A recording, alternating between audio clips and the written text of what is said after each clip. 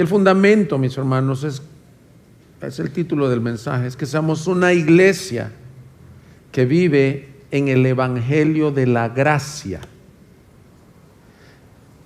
Quiero explicar por qué he tenido esta carga, he pensado este mensaje durante mucho tiempo. Hay mucho creyente que no entiende lo que es la gracia de Dios. La gracia de Dios, hermanos, muchos la entienden nada más como fui salvo por gracia. Yo creo que si tú haces una encuesta en todas las denominaciones y todo aquel que se llama cristiano, él te dirá, yo fui salvo no por mis obras, sino por gracia, por fe en Jesús. Eso creo que es un entendido, pero el pasaje al que iremos hoy nos muestra que es muy fácil probablemente entender ese aspecto de la salvación, que la salvación es por la fe en Cristo y es por gracia, pero el título es Viviendo en la Gracia. Y lo que yo encuentro es que hay muchas iglesias y muchos cristianos que en el día a día no viven la gracia, porque simplemente no la entienden, porque pueden pensar que es un concepto teológico. Entonces, el Señor me permite por años estar entendiendo esto. Todavía no lo entiendo a la cabalidad y necesitamos la ayuda del Espíritu Santo para que Él nos lo ilumine, pero este pasaje que estaremos utilizando en Gálatas, abran sus Biblias en Gálatas, capítulo 2, es Pablo hablándole a los Gálatas y explicándoles él cómo vive su vida en la gracia. Y luego cómo ellos se habían desviado de la gracia viviendo por las obras de la ley. Lo que se conoce como legalismo. Cuando uno pierde de vista la gracia de Dios, pierde de vista el evangelio. Una iglesia sana, mis hermanos, permanecerá viviendo en la gracia de Dios por medio de la fe. Quiero decir esto, tanto el momento inicial de tu salvación fue por gracia, como el día a día hasta que Cristo te llame y vas a entrar a la gloria por la gracia de Dios. Nada hay en nuestro caminar, nada suma para tener más méritos con Dios. No suma tu cristianismo, tus años en la fe, tu devocional, tus discipulados. No suma nada de Dios. Tienes que entender que la gracia es gracia en todo tiempo y en mi vida. Dice así la Escritura, capítulo 2 de Gálatas, versículos 20. Con Cristo he sido crucificado. Y ya no soy yo el que vive, sino que Cristo vive en mí. Y ponga atención a esta frase. Y la vida que ahora vivo en la carne, la vivo por la fe en el Hijo de Dios, el cual me amó y se entregó a sí mismo por mí. No hago nula la gracia de Dios, porque si la justicia viene por medio de la ley, entonces Cristo murió en vano. Capítulo 3, versículo 1. Oh Gálatas insensatos, ¿quién los ha fascinado a ustedes, ante cuyos ojos Jesucristo fue presentado públicamente como crucificado? Esto es lo único que quiero averiguar de ustedes. ¿Recibieron el Espíritu por las obras de la ley o por oír con fe? ¿Tan insensatos son? Habiendo comenzado, por el Espíritu, van a terminar ahora por la carne. Decidí tomar las dos secciones, porque en una es Pablo relatando cómo vive él por gracia, pero lo está haciendo para argumentar algo. No solo es un versículo aislado, hermoso, que todos aprendemos de memoria, con Cristo ha sido crucificado. No, les está diciendo porque el problema es que ustedes se han desviado de caminar por gracia. Déjame te doy un poco de contexto. A los Gálatas había llegado el movimiento judaizante en donde ellos entendían, fuimos salvos por gracia. Les dice, ¿cómo fue su salvación? ¿Cómo fue su salvación? Por oír con fe. Ellos lo sabían, pero los judaizantes estaban agregando a la fe obras. Y estas obras los hacían a ellos quererse ganar en el día a día la salvación que habían obtenido por pura gracia y por pura fe, por oír. No había nada que sumar. Y Pablo, cargado en sus corazones, les dice: ustedes empezaron en el espíritu, pero están terminando en la carne. ¿Qué quiere decir esa expresión? Cuando alguien comienza creyendo el evangelio y viviendo el evangelio, que dice el evangelio es: no hay nada más que sumar a tu salvación. Cuando alguien comienza así, está comenzando en el espíritu. Pero cuando dice estás terminando en la carne, es que ellos en su esfuerzo carnal, en su mérito propio, en su justicia propia, se ganaban la salvación a diario. ¿Cómo? Con obras de la ley. Y ese es un problema actual para la iglesia ahorita. Se conoce como legalismo muchas veces.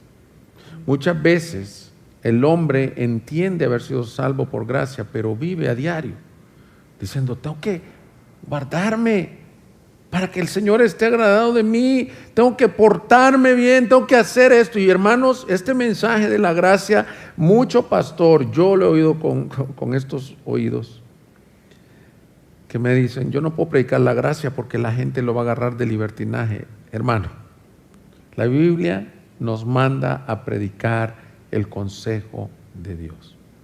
Y para mí este es un fundamento. Yo no estoy agarrando esta serie de ningún libro de otro escritor. Es algo que el Señor ha puesto en mi corazón. Yo le dije a mi esposa esta mañana que escuché una vez un predicador que dijo: tus mensajes tienen que ser tan claros como si fuera la primera vez que los predicaras, y tan urgentes como si fuera la última vez que los predicaras. Si, hermanos, no va a pasar, espero que no pase pronto, si el Señor me llamara, yo les quiero dejar con esta urgencia. No sé las otras iglesias, no sé las otras denominaciones. Gracia Soberana de Guadalajara, vivan en el evangelio de la gracia. Ese es el objetivo de este mensaje.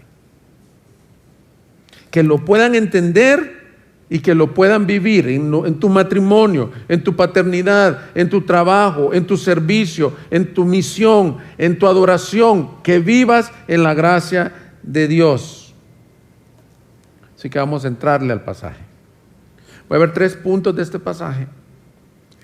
Voy a ir de atrás para adelante. Voy a comenzar a exponer el capítulo 3 y luego voy a llegar al capítulo 2, ese que Pablo dijo esta expresión. Lo primero que veremos es la problemática de los Gálatas, una problemática actual.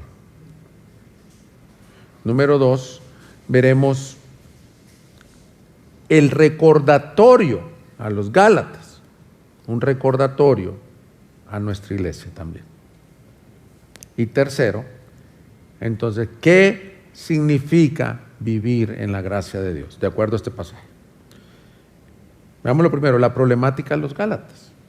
Un problema actual, versículo 1 del capítulo 3. Oh Gálatas insensatos, ¿quién los ha fascinado a ustedes, ante cuyos ojos Jesucristo fue presentado públicamente como crucificado? Esto es lo único que quiero averiguar de ustedes. ¿Recibieron el Espíritu por las obras de la ley o por el oír con fe? ¿Tan insensatos son? Habiendo comenzado por el Espíritu, ¿van a terminar ahora por la carne? ¿Cuál era el problema, hermanos? Ellos se habían olvidado de cómo fueron salvos. A mí me gusta leer a veces las historias de aquella estrella que nunca llegó a ser. Una oportunidad vi una película, no recuerdo cómo se llama, la vi hace mucho tiempo, pero me gustó la introducción porque están entrevistando a basquetbolistas, a los mejores basquetbolistas de los años 80. Estaba Magic Johnson, Larry Bird, incluso Michael Jordan, y les preguntan: ¿quién es el mejor jugador de la historia para ti? Y todos ellos coincidían en un nombre que se llamaba, le decían The Goat, la cabra, porque su apellido era The Goat Moneygall. Entonces sonaba como así. Yo sé que te digo este nombre y tú no lo conoces, porque yo tampoco lo conocía. Según ellos, este hombre creció en el barrio de Harlem, en Nueva York, jugaba basquetbol en las calles y era el mejor basquetbolista que todos estos, Kareem Abdul-Jabbar, todos los de los años 80, él fue el mejor que todos. Jugó un semestre en un colegio, creo que Stanford, no recuerdo cuál. Metió los puntos, las asistencias, los rebotes que nadie metía. Y después cayó adicto de la heroína y perdió su carrera. Terminó mendigando en las calles. Entonces, él fue la estrella que pudo ser. Algo así le está diciendo Pablo a los Gálatas. Ustedes tienen un serio problema. Ustedes con los años están olvidando del evangelio de la gracia y están queriendo obrar en su carne para ganar mérito con Dios. Y les dice, son insensatos. Esa palabra insensatos son tontos, son bobos. Pero la insensatez viene por la siguiente palabra que les pregunta: ¿quién los ha fascinado a ustedes? Esa palabra fascinación en el original es alguien que lo han engañado o seducido con mentiras, como un truco de magia. Fíjate qué tremendo es. El evangelio tiene evangelios falsos que nos seducen a dejar el verdadero evangelio, el evangelio de la gracia. Es como una jovencita de 16 años que está locamente enamorada de un tipo y sus padres, sus hermanos, sus tíos, sus pastores le dicen: hija, ¿no lo ves cómo es? Todo chimuelo, todo flaco. No, pero él es el mejor. Eso es estar fascinado. O como ayer que les estaba haciendo un truco de magia a mis hijos, ahí luego se los hago aquí. Le voy a decir el truco, espero no estén viendo el video, porque ¿cómo le haces, papá? Me pongo una gorrita con la visera hacia atrás y le hago como si soplo, y yo me apoyo en la pared con la visera y se ve como si se levanta. Y ellos, ¿cómo le haces? Que tenemos un hoyito aquí, pero hay que concentrarse mucho, les digo. Entonces hoy me dijeron, me tienes que decir cómo, pero no le van a decir a los niños de la iglesia porque se los voy a hacer a los niños de la iglesia. Es una fascinación. Vivir, o sea, esta es la fascinación, hermanos, y les quiero decir, me está haciendo difícil exponer el punto que quiero decir. El Señor me dio gracia en el primer servicio, pero espero que ustedes puedan estar atentos. La fascinación es, entiendo que fui salvo por gracia, pero vivo por obras a diario. Eso es insensatez. Es quererse ganar la salvación, es Cristo más algo. Ahora, ¿qué es ese algo? Miren, usualmente ha sido obras, usualmente ha sido cosas que nos dan un valor. Por ejemplo, hay personas, y si somos bien honestos, Satanás nos tiende a decir: algo tuvo que haber habido en mí para que Dios me salvara. No sé qué pueda hacer, hermanos. Hay personas que dicen: mi hijo es un tremendo siervo de Dios porque yo lo eduqué bien, le di varita, lo tuve en escuela, en casa, y qué bueno. Eso es lo que Dios te manda como padre, pero no es por eso que Dios lo eligió. Dios elige y salva aparte de obras. ¿Se acuerdan cuando vino nuestro amigo Quique Torres y nos dijo: de igual forma, aquel que está allá, que nunca ha oído el evangelio, en una escuela pública, Dios lo levanta para que sea por gracia? La gracia, mis hermanos, significa un regalo gratuito donde tú no podías pagar, pero muchas veces el estar fascinado es que te olvidas del evangelio. Y mira cómo les dice: ante sus ojos Cristo fue presentado a ustedes como crucificado. El problema entonces de haberse olvidado, a ser fascinados por el evangelio de la ley, es que se estaban olvidando de la obra de la cruz de Cristo. Acabamos de cantar que no pierda el asombro por tu gracia. Yo estoy seguro de esto, hermanos. Cuando tú andas alejado de Dios, cuando tú andas en pecados carnales, que tú vayas a terminar en una cosa tremenda que deshonra al Señor, ¿sabes lo que probablemente pasó? Te olvidaste de la cruz. En la cruz fuiste justificado, santificado, la glorificación fue hecha en la cruz. En la cruz Cristo recibió nuestro castigo y nos otorgó su justicia. Olvidarte de eso es Pablo le llama insensatez, porque esta es la insensatez, creer que la cruz y la obra de Cristo no es suficiente para tu salvación. Quiero poner una frase aquí que escribí. Dice: la mayoría de creyentes. ¿La tienes? Excelente, mi amigo Julio.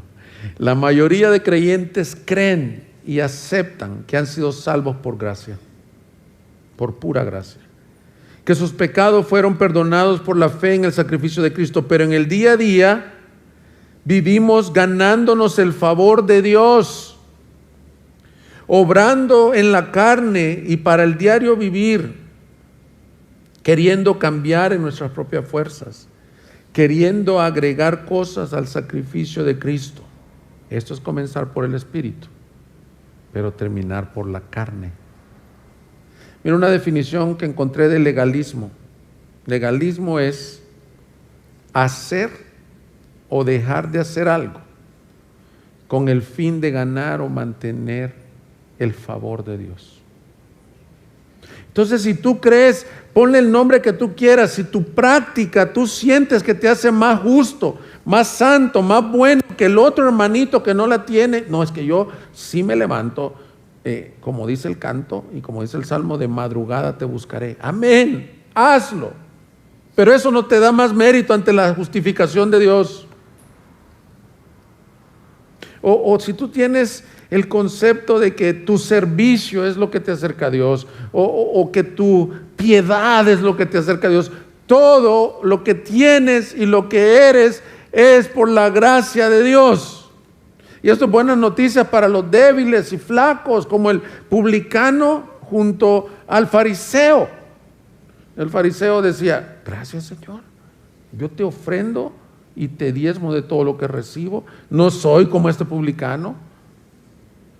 Y el publicano se golpeaba el pecho y decía: yo no soy ni digno de levantar mi rostro, sé propicio a mi pecador. Y el Señor le pregunta: ¿quién de ellos dos salió justificado antes?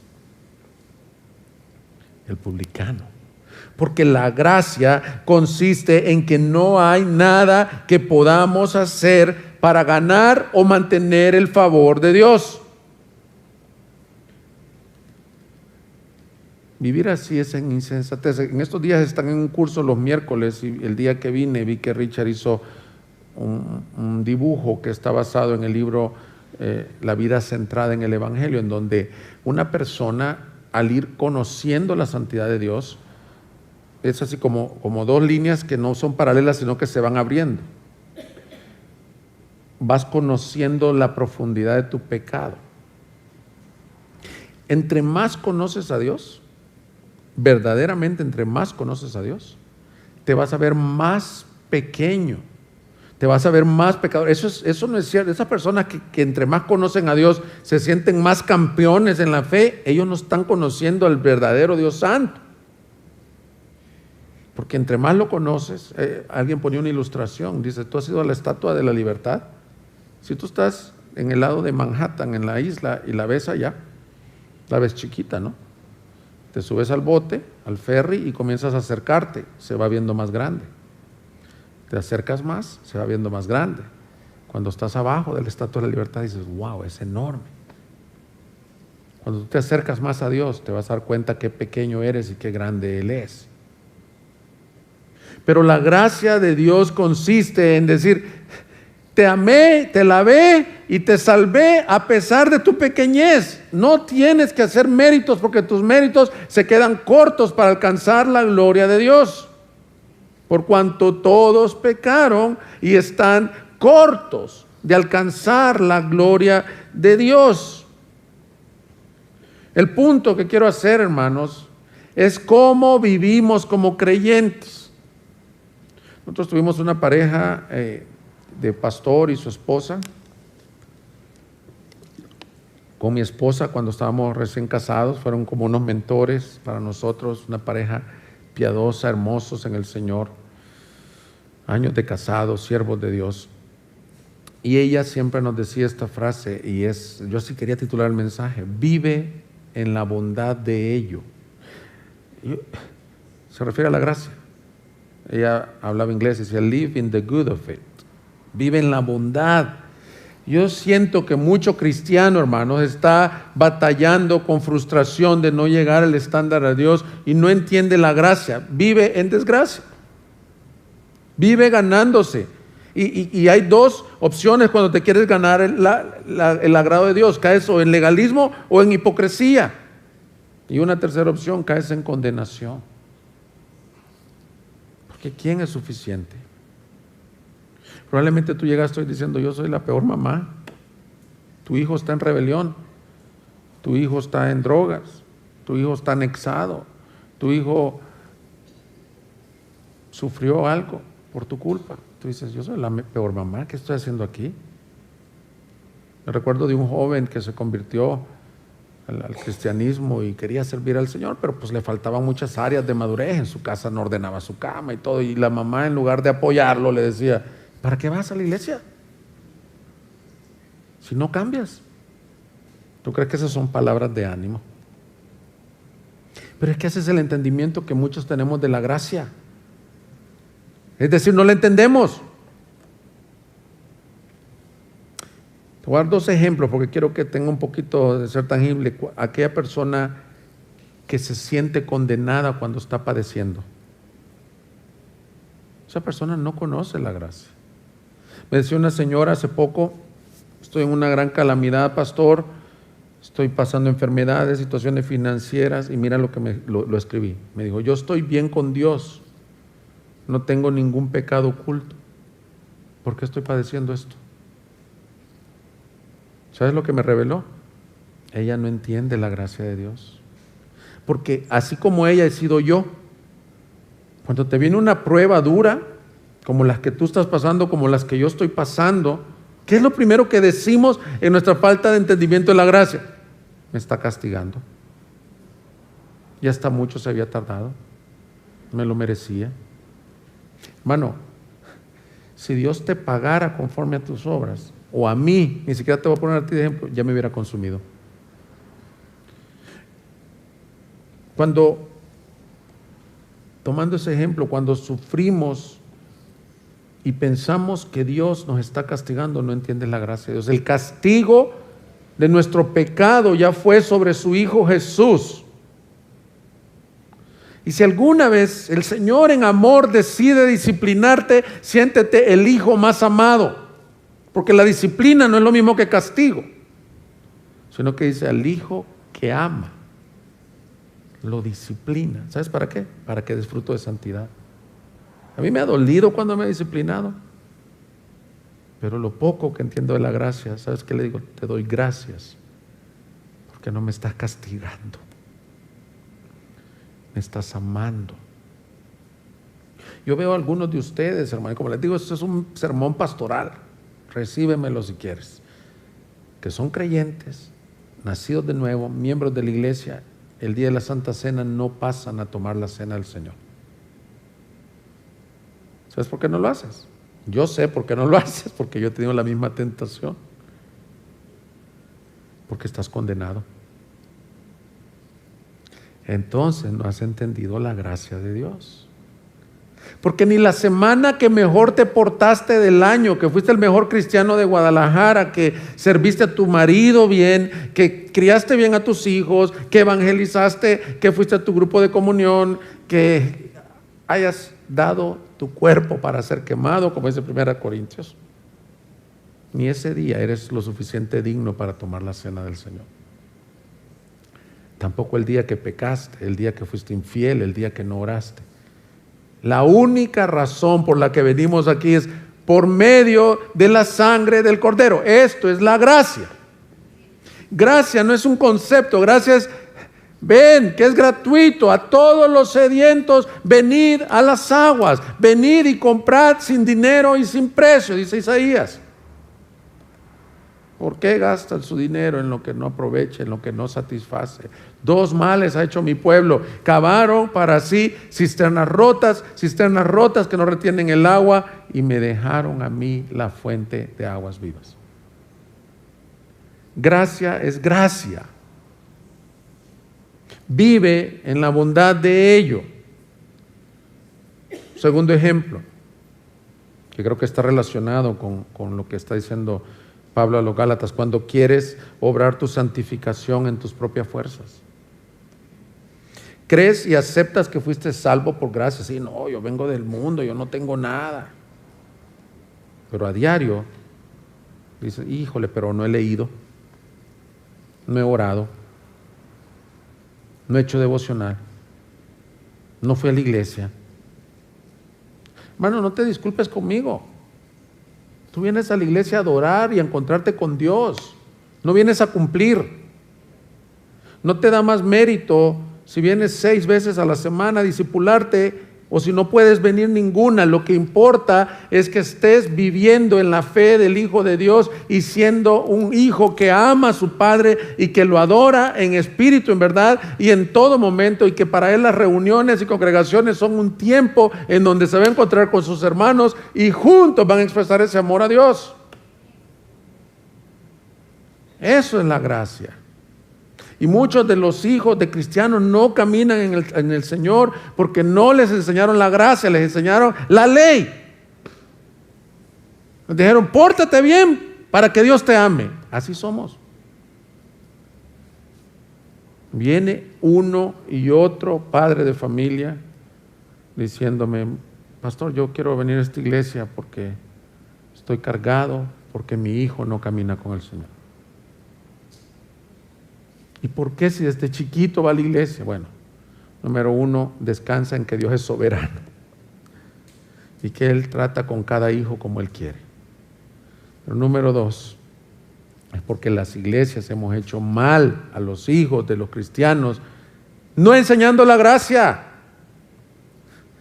enseñando como a los Gálatas. A ver, ok, pero pórtese bien. Al reino de los cielos no me va a entrar ningún greñudo ni ningún tatuado, según ¿quién?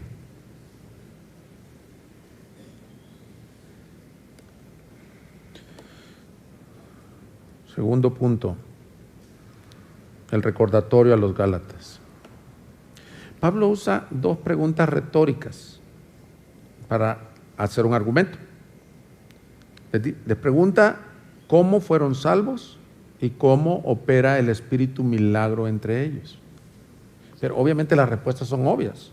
Capítulo 3, versículo 2. Esto es lo único que quiero averiguar de ustedes. ¿Recibieron el Espíritu por las obras de la ley o por el oír con fe? Mira la pregunta. Es decir, ¿cómo pone el Espíritu de Dios en un hombre? ¿O cómo lo salva? Cuando Dios pone su Espíritu en ti es cuando te salvó. ¿Cómo lo hace? ¿O por qué lo hace? ¿Porque guardabas la ley? Fíjate la pregunta. ¿Porque eras circuncidado? ¿Porque guardabas el sábado? ¿Porque guardabas las fiestas? ¿O por qué lo hace? Y la respuesta es retórica, es por el oír con fe. Ahora, Hechos, un poquito vayamos al libro de los Hechos, no vayamos, pero en los Hechos dice que Pablo llegó a predicar a Galacia, a las regiones de Galacia, y hubo un gran avivamiento en donde muchos gentiles y judíos cristianos se convirtieron por gracia, y eso es lo que le está recordando. ¿Cómo fueron salvos ustedes? Por la gracia. Luego les hace otra pregunta. ¿Cómo es que el Espíritu, versículo 5, suministra el Espíritu y hace milagros entre ustedes? Y les hace la misma pregunta, ¿lo hace por obras o por gracia? Pues la respuesta es lo mismo. Lo hace por oír con fe. Ahora, la salvación de todos los hombres, miren cómo fueron salvos. Romanos 5 dice que fuimos salvos no por obras, sino por gracia, porque mientras aún éramos débiles, a su tiempo Cristo murió por los impíos. Esto es gracia. No murió por los buenos, no murió por los justos, murió por los impíos. Impíos es de la palabra impiedad. Porque difícilmente habrá quien muera por un justo, aunque tal vez alguno se atreva a morir por el bueno, pero Dios demuestra su amor para con nosotros en que siendo aún pecadores, Cristo murió por nosotros. Esto es gracia. ¿Cómo fueron salvos? Por gracia. Él dice, por el oír con fe. Bien interesante que el oír es dado por Dios. El oír no implica hacer algo, sino simplemente creer a ese mensaje del Evangelio. También se lo dijo a los Efesios: ustedes fueron salvos cuando creyeron el mensaje de la verdad. A los Gálatas les está diciendo: ustedes fueron salvos cuando oyeron el mensaje de salvación. La iglesia, tu historia y mi historia, fuimos salvos no por nuestras obras, sino porque creímos al mensaje. Mira, te platico el testimonio, aquí lo saqué de su biografía de Spurgeon. Carlos Spurgeon predicó en los años 1800. Fue considerado por algunos el príncipe de los predicadores, no porque obviamente el príncipe de los predicadores es Cristo, ¿verdad? Pero por su calidad de predicación. Dice así Spurgeon, te voy a leer un poco de su biografía. El ministro no estaba esa mañana, dice. Estoy leyendo. En su lugar, un hombre delgado, zapatero, sastre o algo así, subió al púlpito a predicar. Esto me da mucho ánimo. No estaba el pastor titular, según algunos biógrafos cuentan, había una tremenda tormenta de nieve y subió un sastre, un zapatero, un miembro de la iglesia. Dice así Spurgeon. Se mantuvo apegado al texto que leyó por la simple razón que no tenía nada más que decir. El texto era: mirad a mí y sed salvos todos los términos de la tierra. Su pronunciación era pésima. Qué esperanza para los predicadores, hermano. Porque te das cuenta quién es el que predica, es el Espíritu Santo. Pero a mí no me importó. Vi un rayo de esperanza en ese texto y el predicador empezó así: queridos amigos, este es un texto muy simple. Dice: mirad a mí. Ahora, mirar no es algo que cueste mucho. No es levantar el pie o el dedo, es solo mirar. Entonces levantó sus manos y gritó: joven, mira a Jesucristo, míralo. No tienes que hacer nada, sino mirarlo y vivir. En ese momento yo vi el camino de salvación. Su testimonio es un testimonio de la gracia de Dios. Y ese es tu testimonio también. Tú no hiciste nada. Tú llegaste languideciendo, muriéndote, y lo único que hiciste es ver al Salvador. Yo quiero decirte, si tú estás aquí sin nunca haber experimentado la gracia de Dios, pero vienes quebrantado, vienes roto, te sientes fracasado como esposa, como esposo, como padre, como cristiano, hoy es un buen día para que mires a Cristo. No tienes que hacer nada.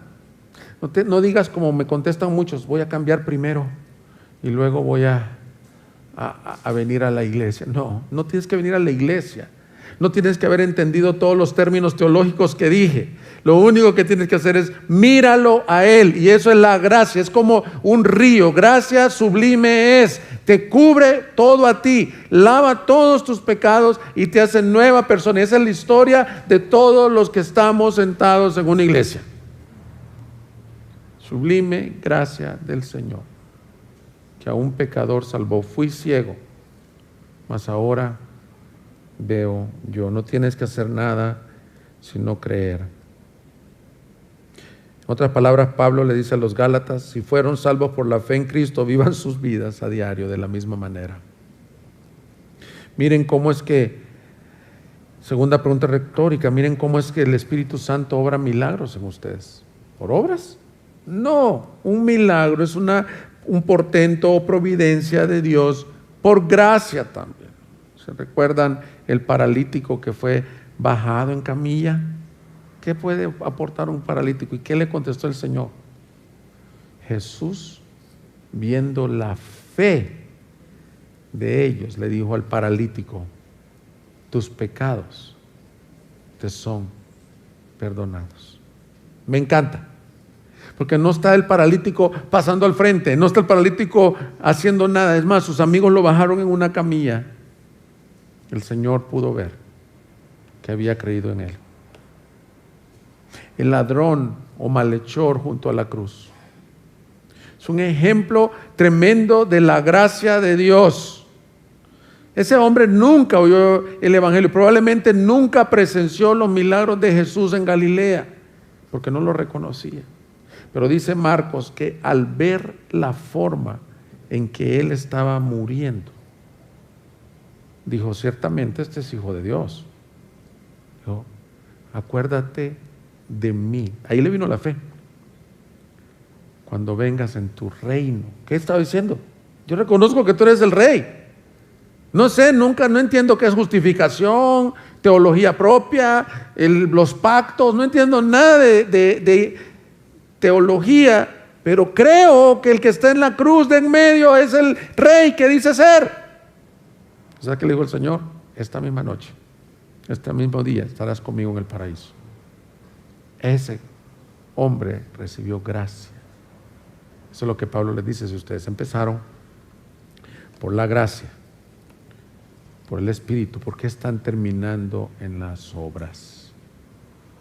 Porque es bien fácil olvidarnos, hermano. ¿Qué nos hizo recibir la salvación? ¿Qué nos hizo recibir milagros? ¿Alguno de ustedes ha recibido un milagro en su vida? Yo sí, por la gracia de Dios. Quizás no tenga que ser un milagro así de ser mudo y luego hablar, o de ser sordo y luego oír, pero hay milagros que no podías hacer nada más que Dios los hizo en ti. ¿Sabes qué? Eso no fue porque eres bien portadito o porque eres el especial tesoro del Señor, fue por su gracia. Y por eso Pablo les dice en el versículo 21: no hago nula la gracia de Dios.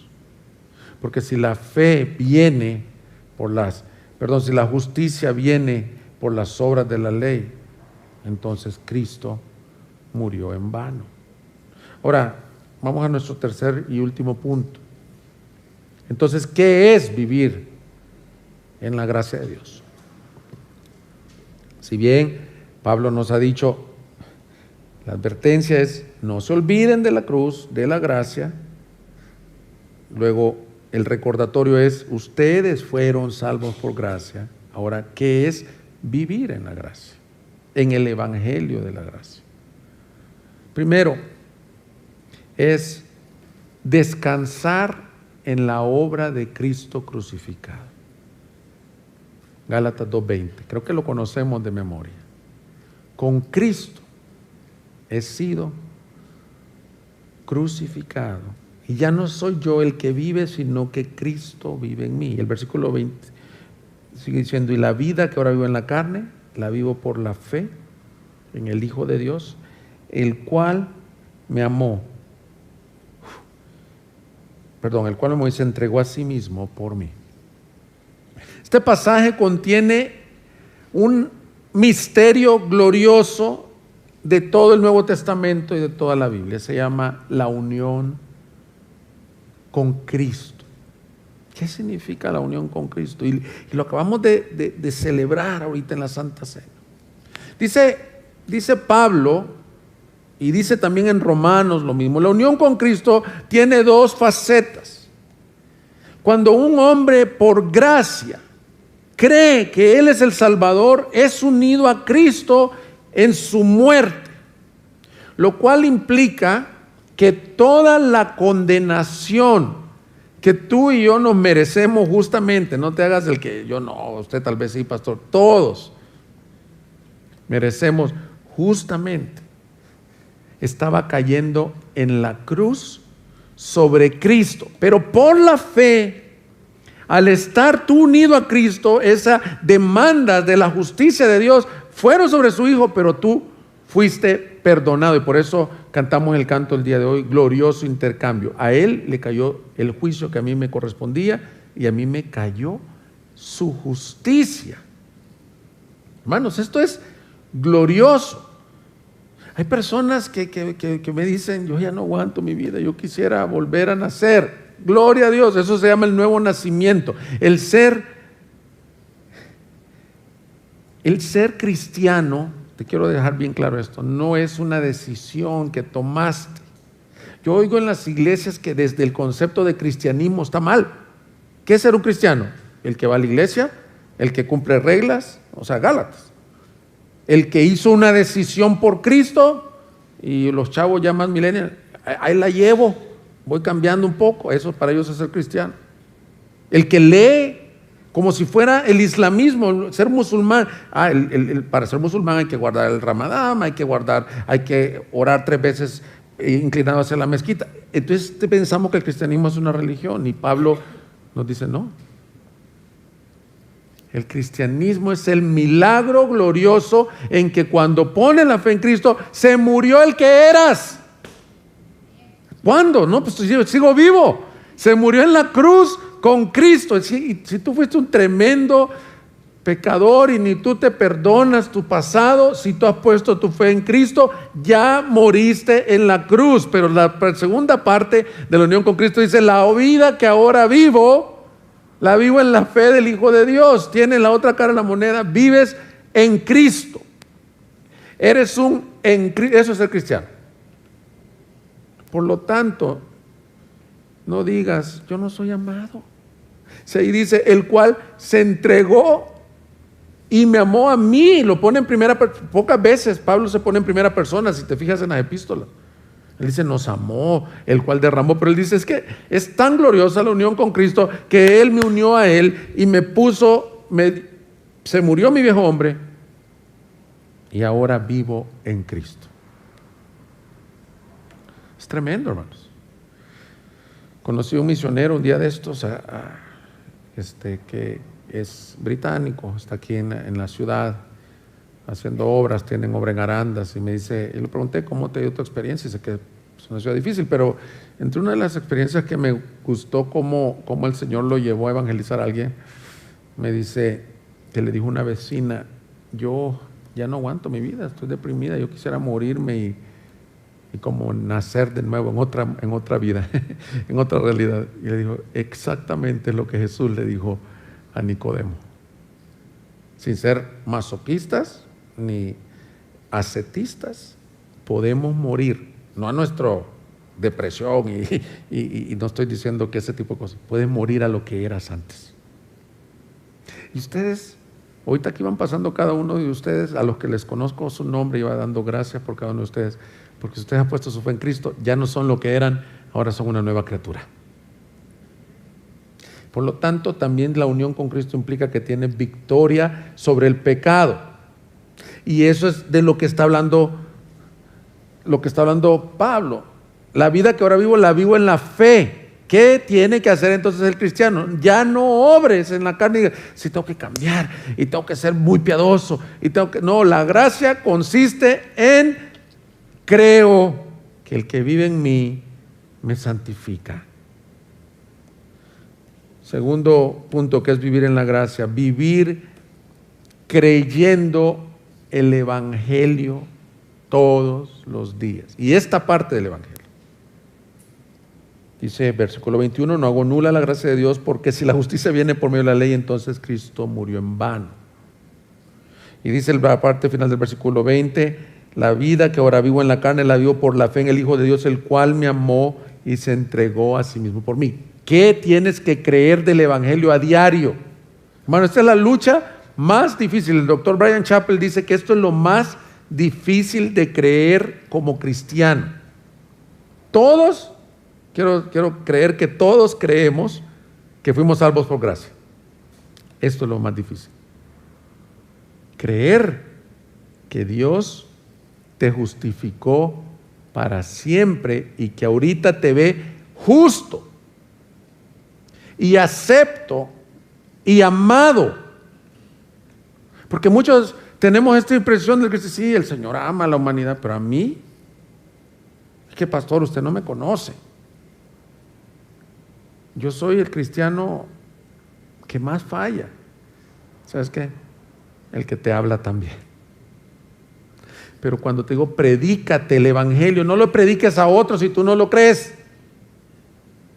Predícate esto. Él se entregó por mí y me amó en la cruz. Y la justicia no viene por mis obras, sino por su obra. En la obra del progreso del peregrino, escrita por el puritano John Bunyan, es un libro, es una historia, un cuento en donde el cristiano va caminando desde su conversión hasta que llegue a la gloria. Hay una imagen en donde hay un espejo. Ese espejo, del lado donde está el cristiano, se ve que es muy horrible el cristiano, se ve sus pecados. Pero del otro lado del espejo está el Padre y está la imagen de Jesús. Dice, tú te ves bien horrible, y así es la palabra. Tú vienes y dices, wow, qué pecador soy. Te voy a dar una buena noticia para que no te agüites, como dice. Yo hay días que me siento igual que tú, y muy frecuentemente. Digo, no la estoy armando, como dicen los chavos en el fútbol, no la estoy armando. No la estoy armando para ser papá, no la estoy armando de esposo. Soy el peor pastor que conozco. He oído esas voces. Soy el peor maestro que conozco. ¿Y de dónde crees que vienen esas voces? No, de Dios. Pero, fíjate, este misionero sin conocerme, este que vino a hablar conmigo aquí a mi oficina, me dijo, te quiero decir esta palabra, me dijo. A lo mejor conoces el canto porque te Sovereign Grace, me dice. Cuando he caído en tentación, me dice, de sentir condenación, al ver al cielo, encontraré al inocente que murió, y por su muerte el Salvador ya mi pecado perdonó, pues Dios el justo aceptó su sacrificio hecho por mí. Y wow, esto me está trayendo palabra. No me conoce. Eso es lo que tú tienes que creerte. Eso significa estar unido a Cristo, y eso es vivir en la gracia de Dios, y vas a ser el cristiano más feliz y deleitoso en el Señor. Sí, Señor, te fallo, pero estoy en Cristo. La vida que ahora vivo, la vivo por la fe, creyéndole a Él, no creyéndote a ti, creyendo su palabra. Tercero es vivir por gracia y no por obras.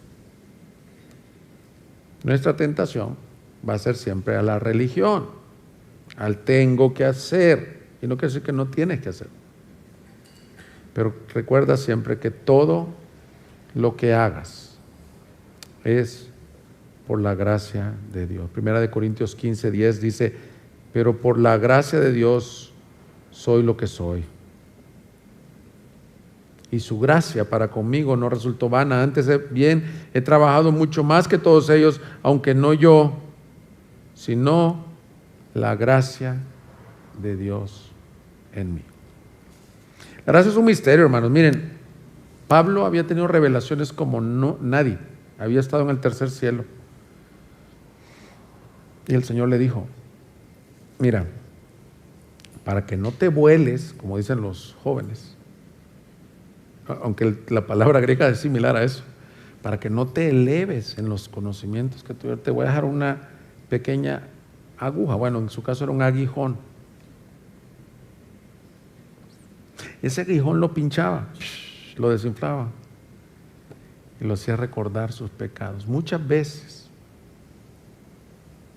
Dios usa esos aguijones para ver que separados de Él no podemos hacer N-A-D-A, nada. Si algo tienes, es por su gracia. Si algo no tienes, es por su gracia. Si algo hiciste, fue por su gracia. Y si vas a llegar a la gloria, es por su gracia. Entonces Pablo le dijo, por favor, Señor, te ruego. 3 veces le rogó, quítamelo. Quítamelo. Y el Señor le dijo, no, te voy a mostrar algo mejor que quitártelo. Cuando tú sientes que eres débil, entonces vas a conocer que Dios es fuerte. porque mi poder se perfecciona en tu debilidad. Y le dijo, no te lo voy a quitar, sino que te voy a mostrar esto. Bástate mi gracia. Así que cuando no puedas, hermano, cuando estés por tirar la toalla, cuando digas ya no vale la pena ser cristiano, ya no vale la pena seguir, estoy cansado, estoy harto, cuando Satanás te tiente a desesperarte, entonces recuérdate, la gracia que te salvó es la que te dice, bástate mi gracia, mi poder se perfecciona en tu debilidad. Cuando tengas temor, es su gracia que te sostiene. Y cuarto y último punto de cómo se vive en la gracia de Dios es, se vive por fe. Dice, no hago nula la gracia de Dios. Y dice, la vida que ahora vivo, la vivo por la fe. Ahora, la fe no es como esa proclamación de poder. El que tiene fe es el que ora y la gente se sana. No. La fe es creer a diario en el Evangelio de Cristo Jesús. A diario. ¿Por qué te digo que esto es importante? Porque si tú piensas que la fe es, voy a orar por un trabajo y no te lo da, vas a pensar, número uno, que no tienes fe. Y número dos, que Dios no está siendo bueno. La fe es, por el contrario, confiar. La vida que ahora vives, confías que Él está en control de tu vida. Las cosas que te gustan, las cosas que te duelen, las cosas que te lastiman, si tú eres de Dios, Él las está gobernando. Y tener fe en Él es decir, Señor, yo voy a llegar al cielo por gracia y misericordia. El himno Sublime Gracia del Señor es el himno más cantado en todos los idiomas, más cantado en todos los países. Y fue escrito por John Newton, un hombre que desde los 13 años se abordó en un barco que transportaba esclavos del Congo y la costa occidental de África. Los llevaba a Europa. Los trataban inhumanamente. Creció en ese ambiente hasta que en un naufragio uno de los esclavos le extendió gracia y misericordia. Tiempo después parece que le tiró un arpón, según cuentan, y con eso no sé si incluso lo atravesó, pero dice, gracias a Dios por ese arpón que me atravesó para sacarme de ese mar. Tiempo después él se convierte al Señor. Fue uno de los que más peleó por los derechos o por la libertad de la esclavitud, la abolición de la esclavitud en Inglaterra y en Europa.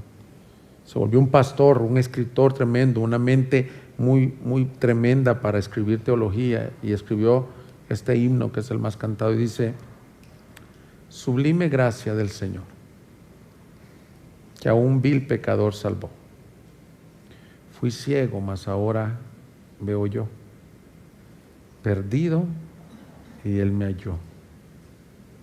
Pero quiero que fijes tu atención en el verso 2, dice, su gracia me enseñó a temer, mis dudas ahuyentó. Oh, cuán precioso fue a mi ser cuando Él me transformó. Este himno resume lo que te he querido decir. No solo fuiste salvo por gracia, sino vive a diario por gracia. Iglesia, gracia soberana. Ya no batalles en tus fuerzas. Ya no batalles en tu obrar en la carne. No seas insensato, no te ganas el favor de Dios. Cree que Él ya lo ganó por ti. Amén. Pónganse de pie. Vamos a orar. Búsquenos en Facebook y YouTube como Iglesia Gracia Soberana Guadalajara y visita nuestra página de internet igsg.org.mx y disfruta de este y otros mensajes. Visítanos, estamos en Avenida San Luis Gonzaga, 5114, Zapopan, Jalisco, México. Estaremos felices de recibirte.